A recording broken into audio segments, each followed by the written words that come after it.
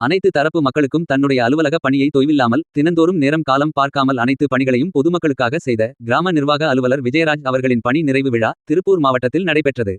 1964ஆம் ஆண்டு பிறந்த இவர் முதல் பணியை 1984ஆம் ஆண்டு இராணுவத்தில் மருத்துவத்துறை பணியில் சேர்ந்தார்.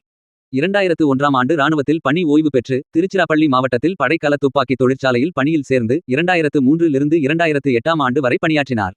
பிறகு 16 வருடம் கிராம நிர்வாக அலுவலர் பணியை தமிழ்நாட்டில் தொடங்கினார். முதல் பணியாக அவினாஷி புதுப்பாளையம் பகுதியில் தொடங்கி இன்று வரை திருப்பூர் மாவட்டம் பல்வேறு இடங்களில் கிராம நிர்வாக அதிகாரியாக பணி செய்து வந்தார்.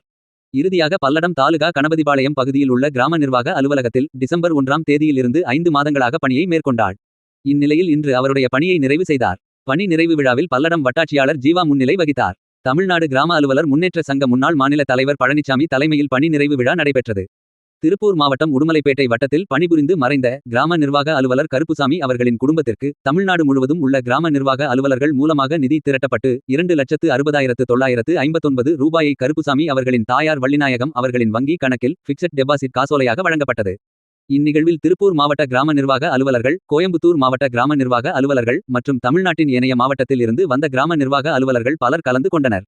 எதிரொலி செய்திகளுக்காக திருப்பூர் தலைமை செய்தியாளர் முகமது கவுஸ்.